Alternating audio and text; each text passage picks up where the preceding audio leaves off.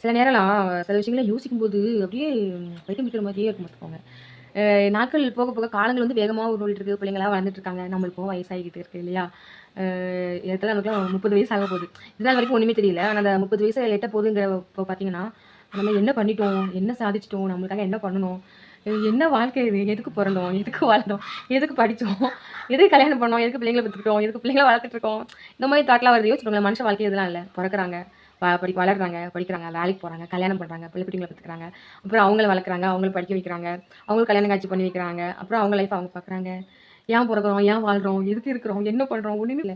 இதுதான் நம்ம வாழ்க்கையில இந்த ரொட்டீன் சர்க்கிளா அப்படியே லைஃப் அப்படியே போய்க்கிட்டே இருக்குல்ல. இந்த இந்த ரொட்டீன் வாழ்க்கைக்குள்ளேயும் பார்த்தீங்கன்னா, துரோகங்கள், சண்டைகள், சந்தோஷங்கள், சிரிப்புகள், சங்கடங்கள், வேதனைகள், துக்கம், துயரம், துன்பம், எமோஷனல் இந்த மாதிரி நெறையா உணர்வுகளுக்கு மத்தியிலே இந்த ரொட்டீன் வாழ்க்கைய நம்ம ஓட்ட வேண்டியது இருக்குல்ல.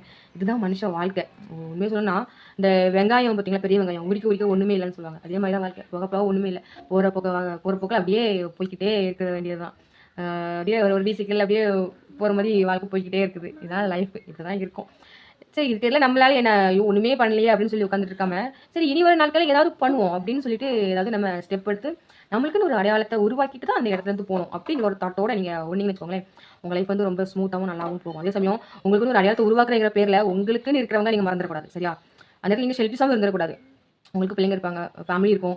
அவங்கள எனக்கு தெரிஞ்சு ஃபர்ஸ்ட் இம்பார்ட்டன்ட் நீங்க அவங்களுக்கு தான் குடுக்கணும். அதுக்கப்புறம் உங்களுடைய கனவுகளுக்கு. அவங்கள மிதிச்சுட்டு தான் உங்களுடைய கனவுகள நீங்க எட்டணும்னா, அப்படி ஒரு கனவு நம்மளுக்கு தேவையில்ல.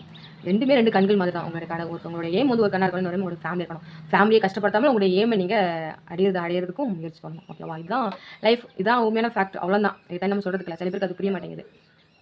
அவ்வளோதான். வேற சொல்றதுக்கு எதுவும் இல்ல. Thank you.